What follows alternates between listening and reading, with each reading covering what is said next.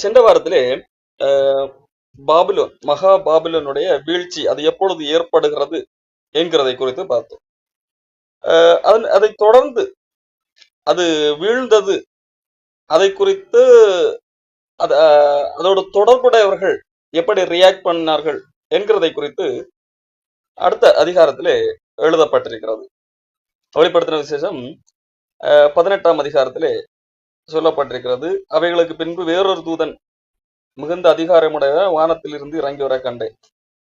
அவனுடைய மகிமையினால் பூமி பிரகாசமாயிற்று. அவன் பலத்த சத்தமிட்டு, மகா பாபிலோன் விழுந்தது விழுந்தது, அது பேய்களுடைய குடியிருப்பும் சகலவித அசுத்த ஆவிகளுடைய காவல் வீடும் அசுத்தமும் அருவருப்பும் உள்ள சகலவித பறவைகளுடைய குடுமாயிற்று. அவளுடைய வேசித்தனத்தின் உக்கிரமான மதுவை எல்லா ஜாதிகளும் குடித்தார்கள். பூமியின் ராஜாக்கள் அவளோட வேசித்தனம் பண்ணினார்கள். பூமியின் வர்த்தகர் அவளுடைய செல்வ செருக்கின் மிகுதியினால் ஐஸ்வர்யவானார்கள் என்று விளம்பினார். அப்போ இங்கே யோவானுக்கு சொல்லப்படுகிறது, பாபிலோன் பாபிலோன் என்று சொன்னால் என்ன என்று சொல்லி பார்த்தோம். சகல அருவருப்புகளுக்கும் தாய் இந்த என்று சென்ற அதிகாரத்திலே பார்த்தோம்.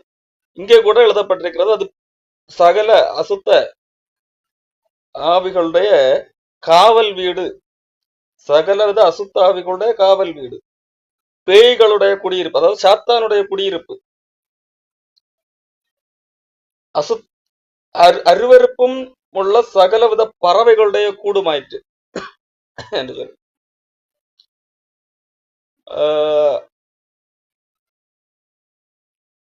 மதம், அதாவது மனிதனால் கடவுளை தேடுவதற்கு என்று சொல்லி உருவாக்கப்படுகிற காரியங்கள், அதன் மதம். அது எந்த மதமாக இருந்தாலும் அது எங்கே முதலாவது தோற்றுவிக்கப்பட்டது, அதற்கு தாய் யார் என்று சொன்னால் அது பாபிலோன். பாபிலோனிலே தான் முதல் மதம் ஆரம்பிக்கப்பட்டது.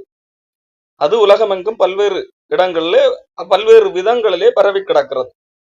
அது மதத்துக்கு அடிமைப்பட்டவர்கள் சகலவித அருவருப்புகளுக்கும் அவர்கள் உள்ளாக்கப்படுகிறார்கள். அது சாத்தான் அவர்களை பயன்படுத்துகிறான் என்கிறதுல எந்தவித சந்தேகம் இல்லை. பூமியின் ராஜாக்கள் அவளோட வேசித்தனம் பண்ணினார்கள். பெரிய பெரிய ராஜாக்களாக இருப்பார்கள். அவர்கள் மதத்துக்கு அல்லது மதவாதிகளுக்கு கட்டுப்பட்டவர்களாக அவர்களுக்கு அடிமைப்பட்டு அவர்களோடு ஒன்றித்து போவார்கள். உண்மையான கடவுளை மறந்து அல்லது உண்மையான கடவுளை விரும்பாமல் மனிதர்களால் உருவாக்கப்பட்ட மதத்தின் மூட நம்பிக்கைகளுக்கு அடிமைப்பட்டு கிடப்பார்கள்.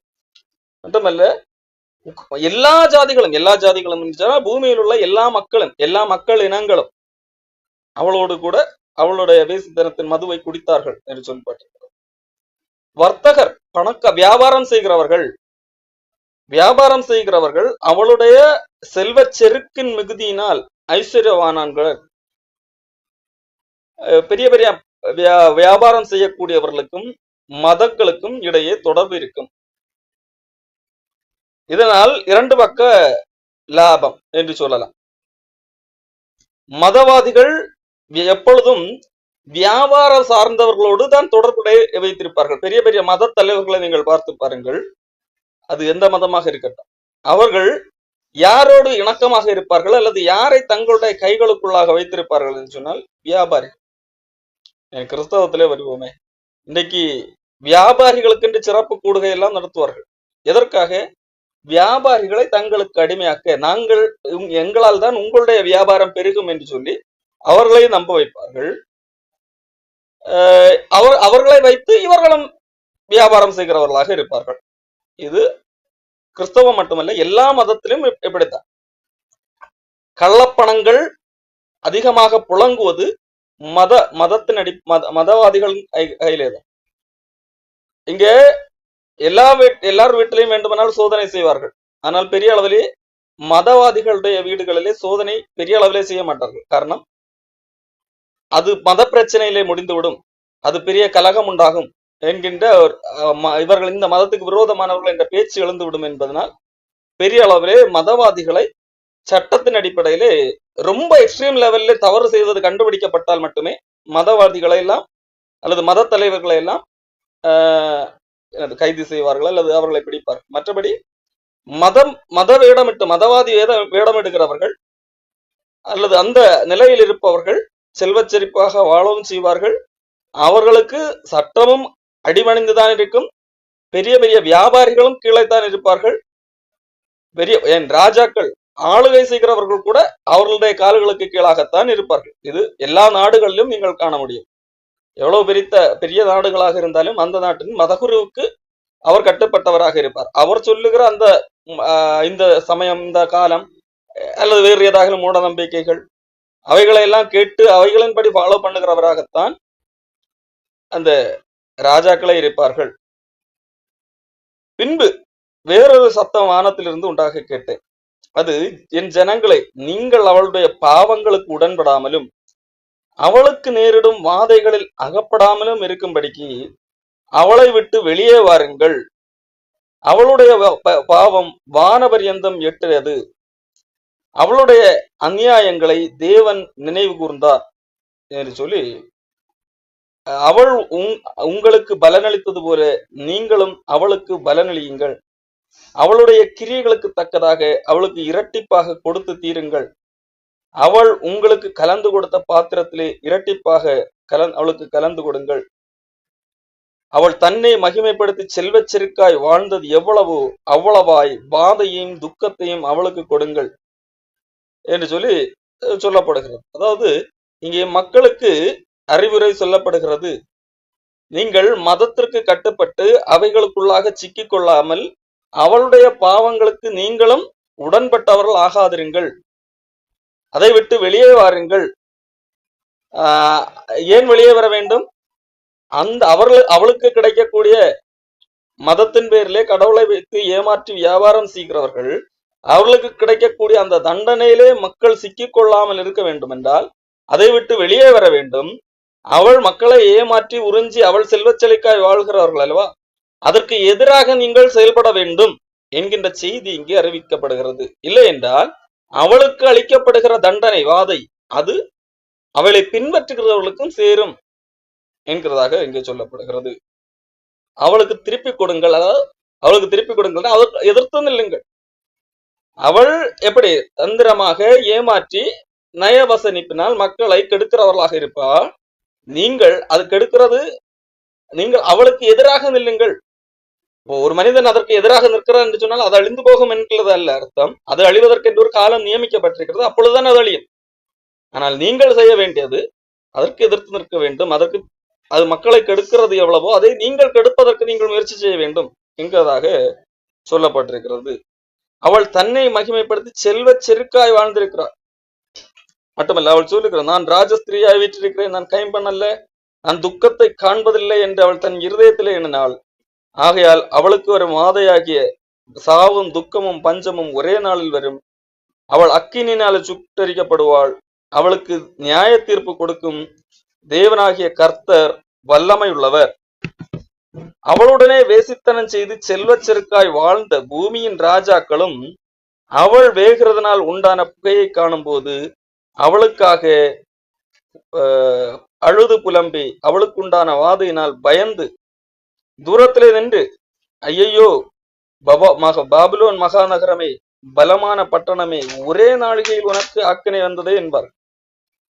பூமியின் வர்த்தகர்களும் தங்கள் தங்கள் சரக்குகளாகிய பொன்னையும் வெள்ளியையும் இரத்தனங்களையும் முத்துக்களையும் சல்லாவையும் இரத்தாம்பரத்தையும் பட்டாடைகளையும் சிவப்பாடைகளையும் சகலவித வாசனை கட்டைகளையும் தந்தத்தினால் செய்திருக்கிற சகலவித வஸ்துக்களையும் விலையுயர்ந்த மரத்தினாலும் வெண்கலத்தினாலும் இரும்பினாலும் வெள்ளை கல்லினாலும் செய்திருக்கிற சகலவித வஸ்துக்களையும் லவங்கப்பட்டைகளையும் தூப வர்க்கங்களையும் தைலங்களையும் சாம்பிராணியையும் திராட்சரசத்தையும் எண்ணெயும் மெல்லியமாவையும் கோதுமையும் மாடுகள் ஆடுகள் குதிரைகள் ரதங்கள் அடிமைகள் மனுஷருடைய ஆத்துமாக்களையும் இனி கொள்வார் இல்லாதபடியால் அவளுக்காக அழுது புலம்புவார்கள். இந்த மதத்தை பின்பற்றினவர்கள், இந்த மதத்தின் மதம்தான் எல்லாம் பெரிது, இந்த மதம்தான் சரியது என்று சொல்லி அதை பின்பற்றி கொண்டு அதோடு கூட வியாபாரம் பண்ணி இதனால்தான் எங்களுடைய வாழ்க்கை நன்றாக இருக்கிறது, எங்களுடைய வாழ்க்கை செழிப்பாக இருக்கிறது என்று சொல்லி பலவிதமான வியாபாரம் செய்கிறவர்கள். இங்கே எல்லாவித வியாபார காரியங்களும் எழுதப்பட்டிருக்கிறது. அப்போ அவர்களெல்லாம் ஒரு நாள் இந்த மதம் அழிக்கப்படும் போது, ஒரு நாள் இந்த மதம் ஒன்றுமில்லாமல் போய் இந்த மதத்தை இந்த எல்லா மதங்களையும் காட்டிலும் நான் தான் பெரியவன் என்று சொல்லி ஒரு வந்து நிற்பான் அல்லவா, அதை காணும் போது அதற்காக அழுது புலம்புவார்கள். உன்னை அல்லவா நாங்கள் நம்பிக்கொண்டிருந்தோம், நீ அல்லவா உயர்ந்தது என்று சொல்லி இவ்வளவு நாட்கள் சொல்லிக் கொண்டிருந்தால் இப்பொழுது நீயே அழிந்து விட்டாயே என்று சொல்லி தங்களுடைய நம்பிக்கை எவ்வளவாக அதன் மேல் வைத்திருந்தார்களோ அதை நினைத்து மக்கள் அழுகிறவர்களாக அல்லது அதை குறித்து புலம்புகிறவர்களாக இருப்பார்கள். உன் ஆத்துமா இச்சித்த பழவர்க்கங்கள் உன்னை விட்டு நீங்கி போயின, கொழுமையானவைகளும் சம்பிரம்பமானவைகளும் உன்னை விட்டு நீங்கி போயின, நீ அவைகளை இனி காண்பவை இல்லை. இப்படிப்பட்டவைகளை கொண்டு வர்த்தகம் பண்ணி அவளால் ஐஸ்வர்யவான்களானவர்கள் அவளுக்கு உண்டான வாதையினால் பயந்து தூரத்திலே நின்று, அவளால் ஐஸ்வர்யவான்கள், மதத்தால் ஐஸ்வர்யவான்கள், அதாவது உண்மையாக தங்களுடைய உழைப்பின் மீது நம்பிக்கை வைக்காமல் இந்த மத இதைகளை பின்பற்றினதனால்தான் நாங்கள் ஐஸ்வர்யவான்களானோம், இதோடு தொடர்புடையதனால்தான் நாங்கள் இதானோம் என்று சொல்லி அந்த கிரெடிட்டை அதற்கு கொடுத்தவர்கள், கடவுளுக்கு கொடுக்காமல் அந்த மதம் சார்ந்த காரியங்களுக்கு கொடுத்து அதோடு இணைந்து வாழுகிறவர்கள், அவர்கள் ஒரு நாள் இதெல்லாம் இல்லாமல் போகும்போது, எதை இவர்கள் பெரிதாக கருதினார்களோ அது ஒன்றுமே இல்லாமல் போய் நிற்கும் போது அதை பார்த்து பயப்படுவார்கள். தூரத்திலே நின்று, ஐயையோ, சல்லாவும் ரத்தாம்பரமும் சோப்போடையும் தரித்து பொன்னினாலும் ரத்தனங்களாலும் முத்துக்களினாலும் சிங்கரிக்கப்பட்டிருந்த மகாநகரமே, ஒரே நாளிகள் இவ்வளவு பெரிய ஐஸ்வர்யம் அழிந்து போயிற்றே என்று சொல்லி அழுது துக்கிப்பார்கள். அழிவு ஒரே நாளில் வரும்போது எல்லா இவ்வளவு பணங்கள் வசதிகள் எல்லாம் ஒரே நாளிலே எல்லாம் போயிற்றே. காரணம், எல்லாவற்றையும் யார் எடுத்துக்கொள்வது? இந்த சர்வாதிகாரி வந்து எடுத்துக்கொள்ளுகிறவனாக காணப்படுவான். யார் பெரியவர், யார் பெரியவர், எல்லாரும் எங்களை வணங்க வேண்டும் என்று சொல்லி இந்த உலகத்துல எந்தெந்த இடங்களிலே எல்லாம் இருக்குமோ அவைகளை எல்லாம் அழித்து போட்டுவிட்டு நான் மட்டும்தான், என்னை மட்டும்தான் வணங்க வேண்டும், நான் சொல்வதுதான் சட்டம் என்று சொல்லி ஒருவன் வருகிறான் அல்லவா, அப்பொழுது இந்த மதங்கள் அழிக்கப்படுகிறது. அந்த வேளையிலே அந்த மதங்களோடு தொடர்புடையவர்கள், அந்த ரிலீஜனோடு தொடர்புடையவர்கள் எல்லாரும் பயப்படுகிறவர்களாக இருக்கிறார்கள். ஐயோ, நான் இவ்வளவு நம்பிக்கொண்டிருந்தேன், உனக்கே இப்படி ஆயிற்று என்று சொல்லி புலம்புகிறவர்களாக இருக்கிறார்கள். மாலுமிகள், கப்பல் யாத்திரை பண்ணுகிறவர்கள் தூரத்திலே நின்று அவள் வேகிறதுனால் உண்டான புகையை பார்த்து, இந்த மகாநகரத்துக்கு ஒப்பான நகரம் உண்டோ என்று சொல்லி சத்தமிட்டு தங்கள் தலைமேல் புழுதியை போர்த்து கொண்டு, ஐயோ மகாநகரமே, சமுத்திரத்திலே கப்பல்களையுடைய அனைவரும் இவளுடைய உசிதமான சம்பூர்ணத்தினால் ஐஸ்வர்யவான்களானாலே ஒரு நாளிகையிலே இவள் பாலாகி போனார்களே என்று அழுது துக்கித்து ஓலமிடுவார்கள். அப்போ இதுதான் அந்த சென்ற வாரத்திலே சொன்னது போல அந்த மதம் ஒரு நாள் அழிக்கப்படும் என்று சொன்னாங்க. அது எந்த கால அளவு என்று சொல்லி பார்த்தோம். அப்பொழுது அதோடு தொடர்புடைய மக்களுடைய நிலைமையாக காணப்படும். அவர்கள் எந்த மனநிலையில் இருப்பார்கள் என்கிறதை குறித்து தான் இப்பொழுது பார்த்தோம். அதே வேளையிலே பரலோகத்திலே கடவுளோடு கூட இருக்கிறவர்கள் எந்த விதமான எப்படி இருப்பார்கள் என்கிறதை குறித்து அடுத்து அது பகுதி சொல்லுகிறது. பரலோகமே, பரிசுத்தவான்களுடைய அப்போஸ்தலர்களை, தீர்க்கதரிசிகளை, அவளை குறித்து களிகூறுங்கள், உங்கள் நிமித்தம் தேவன் அவளை நியாயம் தீர்த்தாரு என்று தூதன் சொன்னான். மதம் மனிதனை அடிமைப்படுத்தி வைத்திருக்கின்ற மனிதன் கடவுளிடம், உண்மையான கடவுளிடம் சேராமல் பொய்யான மாயான அறிவுறுப்புகளுக்கு உட்பட்டு கிடப்பதற்கு காரணமாக இருக்கின்ற இந்த மதம் அழிக்கப்படும் போது பரலோகத்திலே உள்ளவர்கள் சந்தோஷப்படுகிறதை குறித்து எழுதப்பட்டிருக்கிறது. காரணம், உங்கள் நிமித்தம் தேவன் அவளை நியாயம் தீர்த்தாரு. காரணம், நம்ம ஏற்கனவே சென்ற அதிகாரத்திலே பார்த்தோம், பரிசுத்தவான்களுடைய ரத்தத்தினாலும் இயேசுவனுடைய சாட்சிகளின் ரத்தத்தினாலும் அந்த ஸ்திரீ வெறி கொண்டிருந்தாள் என்று சொல்லி, அதாவது உண்மையான கடவுளை பின்பற்றுகிறவர்களை கொலை செய்கிறவர்களாகவும் அவர்களை துன்புறுத்துகிறவர்களாகத்தான் மதங்கள் எல்லா காலத்திலும் செயல்பட்டிருக்கிறது. அது இயேசு கிறிஸ்துவின் காலத்திலிருந்து இன்றைக்கு வரைக்கும் அதுதான் பூமி எங்கும் நடந்து கொண்டிருக்கிறது. எல்லா மதங்களிலும், ஒவ்வொரு மதங்களிலும் கிறிஸ்தவர்கள் கூட போப்பு அதிகாரம் உச்சத்திலே இருந்த போது உண்மையான கிறிஸ்தவர்களை துன்புறுத்தி கொண்டுதான் இருந்தது. அநேகரை கொன்றது, அநேகரை துன்புறுத்தியது, வேதாகமத்தை மொழிபெயர்ப்பு செய்த காரணத்திற்காக அநேகரே என்னது தீயிட்டார்கள், சித்திரவதை செய்தார்கள், சமூகத்தை விட்டு ஒதுக்கி வைத்தார்கள். இப்படிப்பட்ட சம்பவங்கள் நடந்திருக்கின்றது. ஆகவே தான் சொல்லப்பட்டிருக்கிறது, பரலோகத்தில் உள்ளவர்களே நீங்கள் சந்தோஷப்படுங்கள் என்று சொல்லி. அப்பொழுது பலமுள்ள தூதன் ஒருவன் பெரிய எந்திர கல்லை எடுத்து சமுத்திரத்திலே இருந்து, இப்படியே பாபிலோன் மகாநகரம் வேகமாய் தள்ளுண்டு இனி ஒருபோதும் காணப்படாமற் போகும். சுரமண்டலக்காரரும் கீத வாத்தியக்காரரும் நாகசுரக்காரரும் எக்காலக்காரருமானவர்களுடைய சத்தம் இனி உன்னிடத்தில் கேட்கப்படுவதில்லை. எந்த தொழிலாளியும் இனி உன்னிடத்தில் காணப்படுவதில்லை. எந்திர சத்தம் இனி உன்னிடத்தில் கேட்கப்படுவதும் இல்லை. விளக்கு வெளிச்சம் இனி உன்னிடத்தில் பிரகாசிப்பதும் இல்லை. மணவாளனும் மணவாட்டியுமானவர்களுடைய சத்தம் இனி உன்னிடத்தில் கேட்கப்படுவதும் இல்லை. உன் வர்த்தகர் பூமியில் பெரியோர்களா இருந்தார்களே, உன் சூன்யத்தால் எல்லா ஜாதிகளும் மோசம் போனார்களே. தீர்க்கதரிசிகளுடைய இரத்தமும் பரிசுத்தவான்களுடைய இரத்தமும் பூமியில் கொல்லப்பட்ட அனைவருடைய இரத்தமும் அவளிடத்தில் காணப்பட்டது என்று விளம்பரம்.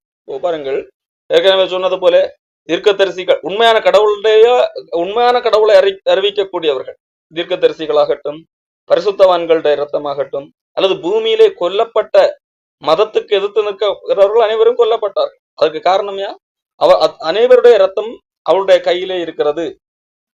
அப்போ அவள் எதையெல்லாம் கட்டுப்படுத்தி வைத்திருக்கிறவர்களாக இருக்கிறார்கள். மதம் எதையெல்லாம் கட்டுப்படுத்தி வைத்திருக்கிறது? மேலே நாம் பார்த்தோம், சுரமண்டக்கார, அதாவது கீத வாத்திய, நாதசுதரம் போன்ற இசைத்துறை பெரும்பாலும் இசைத்துறையும் எதற்கும் தொடர்பு இருக்கிறது? மதங்களுக்கு தொடர்பு இருக்கிறது. காரணம், மதத்தினுடைய வளர்ச்சிக்கும் இசைத்துறைக்கும் அல்லது இசை இந்த மீட்டுகிற இந்த காரியத்திற்கும் மிகப்பெரிய நெருங்கிய தொடர்பு எல்லா மதத்திலும். காரணம், இசை வழியாகத்தான் மதம் மனிதர்களை மயக்குகின்ற ஒன்றாகவும் இருக்கிறது இன்றைக்கு, கிறிஸ்தவம் உட்பட. அப்போ அவைகள் மதம் ஒழிக்கப்படும் போது அவைகள் இனி கேட்கப்படுவதில்லை. இது அந்த மதம் ஒழிக்கப்பட்ட பின் சின்ன காலம்தான். இந்த மதம் ஒழிக்கப்படுவது என்பது நீண்ட காலம் எல்லாம் பூமிக்கு ஆயுசு கிடையாது. பூமி அழிய போகிறதுக்கு சற்று முந்தைய காலத்திலே தான் இந்த மதம் அழிக்கப்படுகிறது. அப்போ அது வரைக்கும், அதாவது இந்த பூமி அழிய போகிற அந்த காலம் வரைக்கும் அதனுடைய பொருள் என்னது? இந்த மதம் இங்கே பூமியிலே ஆளுகை செய்யக்கூடியதாகத்தான் இருக்கும். அந்த மதம் பூமியிலே வியாபாரிகளை தன் கட்டுப்பாட்டிலே வைத்துக் கொண்டுதான் இருக்கும். அந்த மதம் பூமியின் ராஜாக்கள், அதிகாரிகளை, அரசாங்கத்தை தன்னுடைய கட்டுப்பாட்டுக்குள்ளாக அதோடு தொடர்புடையதாகத்தான் இருக்கும். இசை வழியாக மக்களை ஏமாற்றக்கூடிய ஒன்றாகத்தான் இருக்கும். ஆனால் அந்த அழிக்கப்படும் போது இதோட தொடர்புகள் எல்லாம் போய்விடும், எல்லாம் தொலைந்து விட்டதாக இருக்கு. அது எப்பொழுது அழிக்கப்படும்? அது பூமி அழியப்படுவதற்கு கொஞ்சம் முன்பதாகத்தான், ஒரு குறிப்பிட்ட காலத்துக்கு முன்பதாகத்தான். அதாவது இன்னும் சொல்ல போனா அது கடைசி ஒரு 3.5 ஆண்டு காலம். ஆனால் அப்பொழுது கூட அது வேறொரு அடிமைத்தனத்துக்குள்ளாக போய்விடும். மத அடிமைத்தனம் அழிக்கப்படும், வேறொரு சர்வாதிகார அடிமைத்துவம் வந்துவிடும். அப்போ அது வரைக்கும் என்ன இருக்கும்? அதாவது இந்த பூமியின் முடிய போகிற அந்த காலம் வரைக்கும் போலி மதங்கள் தான் ஆளுகை செய்யக்கூடிய அதிகாரம் பெற்றதாக. எந்த அளவுக்கு அதிகாரம் என்று சொன்னால், தீர்க்கதரிசிகளுடைய ரத்தம், பரிசுத்தவான்களுடைய ரத்தம், பூமியில் கொல்லப்பட்ட அனைவருடைய ரத்தம், எல்லாத்துக்கும் காரணம் அதுதான் என்று சொல்லத்தக்க விதத்தில் அதிகாரம் பெற்றதாக மதம் பூமியிலே ஆளுகை செய்யக்கூடிய ஒன்றாகத்தான் இருக்கும் என்கிறதை பார்க்கிறோம். மட்டுமல்ல, இசை நாகசுரம், கிண்ணற சத்தம், எக்கால சத்தம், எந்திர சத்தம், இவைகள் எல்லாம் கேட்கப்படக்கூடிய இடமாகத்தான் எதுவரைக்கும் இருக்கு. அந்த மதம் அழிக்கப்படக்கூடிய சூழ்நிலையில் இருக்கும். அழிந்த பின்பதாக சொல்லப்படுகிற வார்த்தை தான் இனி உன்னிடத்துல கேட்கப்படுவதில்லை என்கின்ற வார்த்தை. சரி, அப்போ இதுதான் மதம் அழிக்கப்பட்ட பின்பதாக உன்னிடத்துல இருக்காது என்கின்ற சொல்லப்பட்ட செய்தி. அதாவது பரலோகமே நீ சந்தோஷப்படு என்று சொல்லி இந்த காரியங்கள் சொல்லப்படுகிறது. இனி என்னது? அப்படிப்பட்ட மதம் இனி இருக்க போவதில்லை. மதம் அழிக்கப்படும் போது பரலோகத்தில் இருக்கிறவர்களை இனி சந்தோஷப்படுங்கள். இனி மக்களை ஏமாற்றுவதற்கு ஏதுவான இந்த மதம், பூமியின் ராஜாக்களை தங்களுடைய கைப்பாட்டுக்குள்ள வைத்துக்கொண்டு, வர்த்தகர்களை வைத்துக்கொண்டு செல்வ செருக்காக வாழ்ந்து கொண்டிருக்கக்கூடிய இந்த மதங்கள் இனி பூமியிலே இருக்காது. ஆகவே பரலோகமே, பரிசுத்தவான்களாகிய அப்போஸ்தலர்கள், தீர்க்கதரிசிகளை அவளை குறித்து களி கூறுங்கள், தேவன் அவளை நியாயம் தீர்த்தாரு என்று சொல்லி பரலோகத்திலே உள்ளவர்களை மகிழுங்கள் என்று சொல்லி சொல்லப்பட்ட ஒரு வார்த்தையாக இருக்கிறது. அதற்கு பின்பதாகத்தான் இந்த மதம் அளிக்கப்படுகிறது. 19ஆம் அதிகாரம். இவைகளுக்கு பின்பு பரலோகத்திலே திரளான ஜனக்கூட்டம் எடுக்கிற ஆரவாரத்தை கேட்டேன். அவர்கள் அல்லேலூயா, ரட்சணியமும் மகிமையும் கனமும் வல்லமையும் நம்முடைய தேவனாகிய கர்த்தருக்கே உரியது. அவருடைய நியாய தீர்ப்புகள் சத்தியமும் நியாயமானவைகள். தன் வேசித்தனத்தால் பூமியை கெடுத்த மகாவேசிக்கு அவர் நியாய தீர்ப்பு கொடுத்து தம்முடைய ஊழியக்காரன் இரத்தத்திற்காக அவரிடத்தில் பழி வாங்கினாரே என்றார்கள். பாருங்கள், மதம் அளிக்கப்படும் போது பரலோகத்திலே சந்தோஷம் உண்டாகிறது. அவர் கடவுள் பழி வாங்கினார் என்று சொல்லி மறுபடியும் அவர்கள் அல்லேலியா என்று சொல்லி ஆர்ப்பரித்தார்கள். அவளுடைய புகை என்றென்றைக்கும் எழும்புகிறது என்றார்கள். 24 மூப்பர்களும் 4 ஜீவன்களும் வணக்கமாய் விழுந்து ஆமேன் அல்லேலியா என்று சொல்லி சிங்காசனத்தின் மேல் வீற்றிருக்கும் தேவனை தொழுது கொண்டார்கள். மேலும் நமது தேவனுடைய ஊழியக்காரரே, அவருக்கு பயப்படுகிற சிறியவரும் பெரியவனார்களே, நீங்கள் யாவரும் அவரை துதியுங்கள் என்று ஒரு சத்தம் சிங்காசனத்திலிருந்து பிறந்தது. அப்பொழுது திரளான ஜனங்களிடம் ஆரவாரம் போலவும் பெருவெள்ள இரைச்சல் போலவும் பலத்த இடிமுழக்கம் போலவும் ஒரு சத்தம் உண்டாகி, அல்லேலூயா, சர்வ வல்லமுள்ள தேவனாகிய கர்த்தர் ராஜ்யபாரம் பண்ணுகிறார். நாம் சந்தோஷப்பட்டு களி கூர்ந்து அவருக்கு துதி செலுத்த கடவோம். ஆட்டுக்குட்டியானவருடைய கல்யாணம் வந்தது, அவருடைய மனைவி தன்னை ஆயத்தம் பண்ணினாள் என்று சொல்ல கேட்டேன். சுத்தமும் பிரகாசவுமான வெள்ளிய வஸ்திரம் அவருக்கு தரித்து கொள்ளும்படி அவர்களுக்கு அளிக்கப்பட்டது. அந்திய மெல்லிய வஸ்திரம் பரிசுத்தவான்களுடைய நீதிகளை. பின்னும் அவன் என்னை நோக்கி, ஆட்டுக்குட்டியானவரின் கல்யாண விருந்துக்கு அழைக்கப்பட்டவர்கள் பாக்கியவான்கள், எழுது என்றான். மேலும் இவைகள் தேவனுடைய சத்தியமான வசனங்கள் என்று என்னுடனே சொன்னான். அப்பொழுது அவனை வணங்கும்படி அவனுடைய பாதத்தில் விழுந்தேன். ஓகே, அப்போ மதம் அளிக்கப்பட்ட பின்பதாக பரலோகத்திலே ஒரு சந்தோஷம் உண்டாகிறது. அதன் பின்பதாக வேறொரு சம்பவம் நடக்கிறது.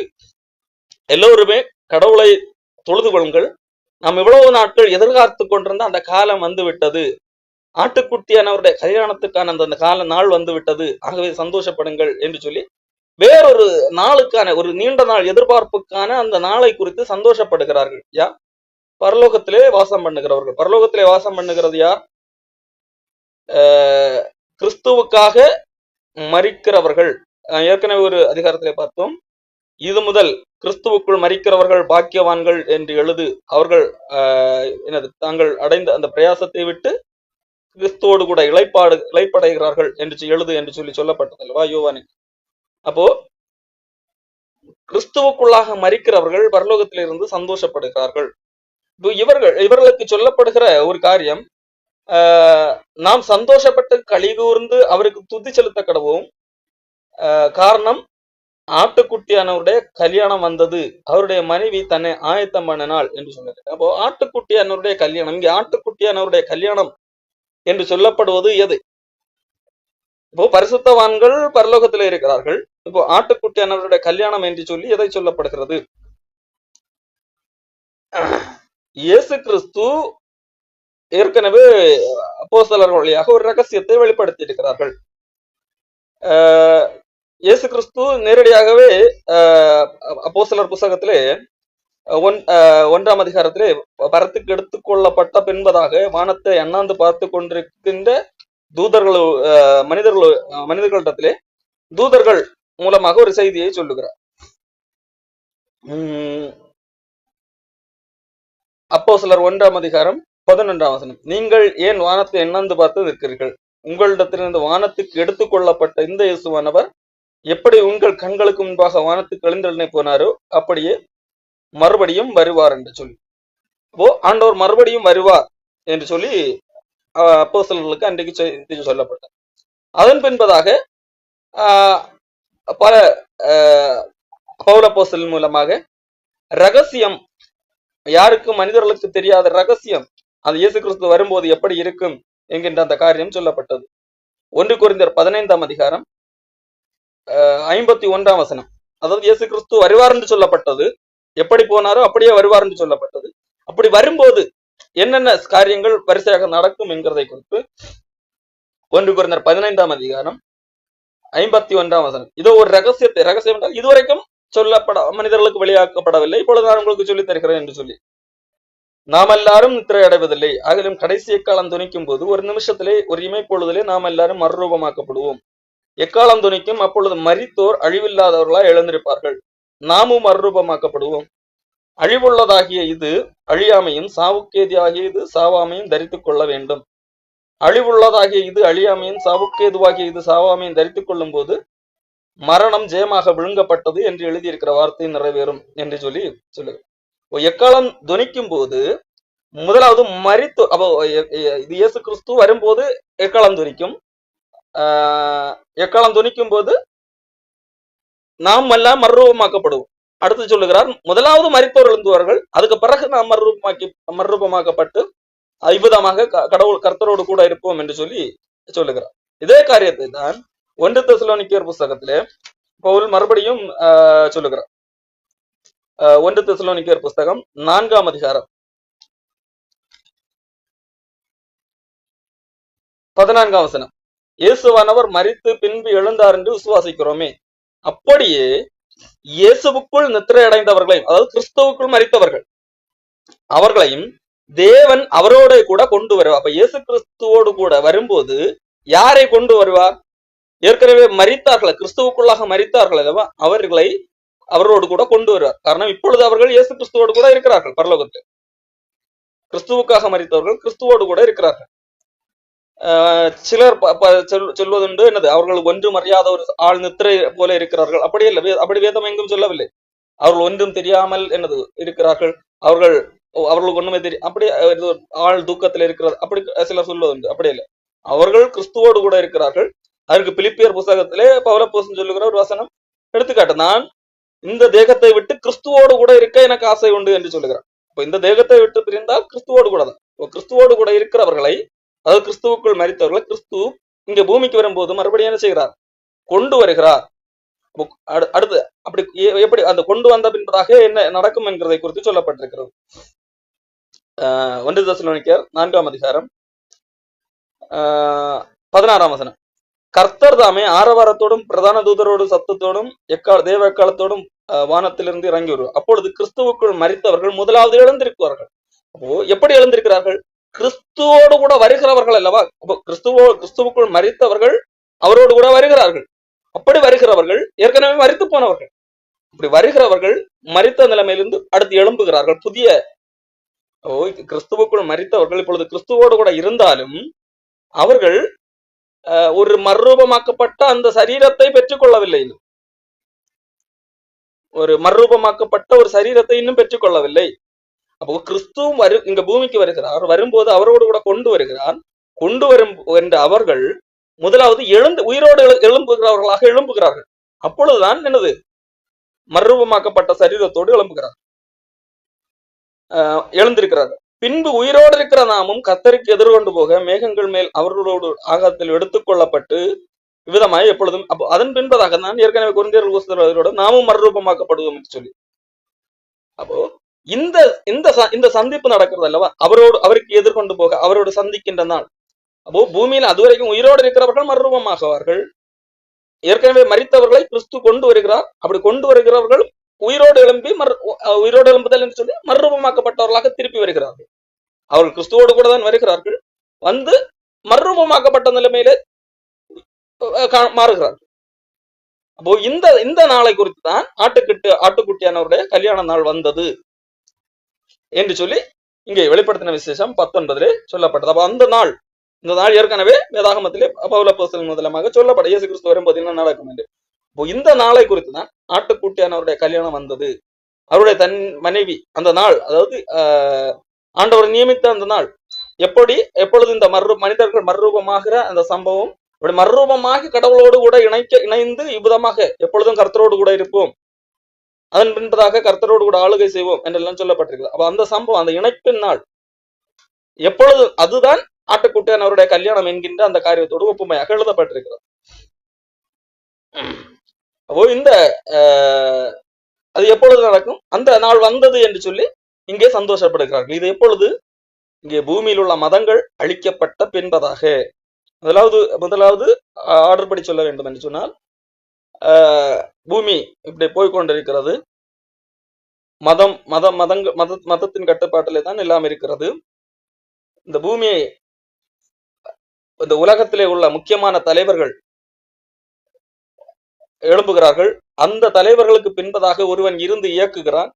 அவன் மூலமாகத்தான் பூமியில் அந்த பல நாடுகளுடைய தலைவர்கள் ஆளுகை செய்கிறவர்களாக, ராஜாக்களாக இருக்கிறார்கள். அவர்கள் குறிப்பிட்ட காலம் ஆளுகை செய்கிறார்கள், ஒரு பினாமியை போல அல்லது பொம்மையை போல. அந்த இவர்களை பின்னால் இருந்து இயக்குகிறான் அல்லவா, அவன் ஒரு குறிப்பிட்ட நாள் வரும்போது அவனே ராஜாவாக எழும்புகிறான். இந்த குறிப்பிட்ட நாடுகளை ஆளுகை செய்கிறவர்கள் தங்களுடைய அதிகாரத்தை வல்லமையை அவனுக்கு கொடுக்கிறார். அப்பொழுது அவனுக்கு அந்த அதிகாரத்தை கொடுக்கும் போது அவன் தான் என்னது, பூமியில் எல்லா தேவனை பார்க்கலும் அல்லது தேவன் எனப்படுகிறவர்களை பார்க்கலும் தான் தேவன் என்று சொல்லி அமர்ந்திருக்கிறான். எல்லாரை காட்டிலும் தான் பெரியவன், எல்லாரும் என்னை தான் வணங்க வேண்டும் என்கின்ற அடிப்படையிலே இருக்கிறார் என்று சொல்லப்பட்டிருக்கிறது அல்லவா. அதற்கு எதிராக காணப்படுவது எல்லாவற்றையும் அழித்து போடுகிறார்கள். அந்த அடிப்படையில தான் அந்த நாட்டு தலைவர்கள் எல்லாம் இந்த எல்லா மதங்களையும் இல்லாமல் போக்குகிறார்கள். அன்றைக்கு மதம் இல்லாமல் போடுகிறது. அதை குறித்து அந்த மதம் தான் எல்லாம், இந்த கடவுள் தான் எல்லாம் என்று சொல்லி நினைத்துக் கொண்டிருந்தவர்கள் அந்த ஒரு குறிப்பிட்ட மதவாதியை பின்பற்றி இவர் சொல்லுவதுதான் உண்மையான தெய்வம் என்று சொல்லி பின்பற்றி கொண்டிருந்தவர்கள் எல்லாம் வியப்படைகிறார்கள். நான் இதுதான் பெருசு என்று நினைத்துக் கொண்டிருந்தேன், இதுவே எனக்கு இல்லாமல் போயிட்டு, அதை காட்டிலும் பெரிய ஒரு தலைவர் வந்து விட்டாரு, இவர் தான் இன்னைக்கு ஆளுகை செய்கிறார், இவர் தான் அற்புதம் செய்கிறார் என்று சொல்லி அந்த சர்வாதிகாரியை பின்பற்ற ஆரம்பிப்பார்கள். அதை தொடர்ந்து பரலோகம் சந்தோஷப்படுகிறது. நாம் எதிர்பார்த்து கொண்டிருந்த அந்த நாள் வந்து விட்டது. கடவுளோடு கூட அந்த ஆட்டுக்குட்டியானவருடைய அந்த கல்யாணம் என சொல்லப்படக்கூடிய தேவர் இயேசு கிறிஸ்துவும் மறுரூபமாக்கப்பட்ட மனிதனும் இணையக்கூடிய அந்த நாள் வந்து விட்டது என்று சொல்லி அங்கே சந்தோஷப்படுகிறார்கள். அப்போ இதுதான் ஆர்டர். இதன் பிறகாக அடுத்து என்ன நடந்தது என்று சொல்லி அடுத்த வாரத்திலே பாருங்க.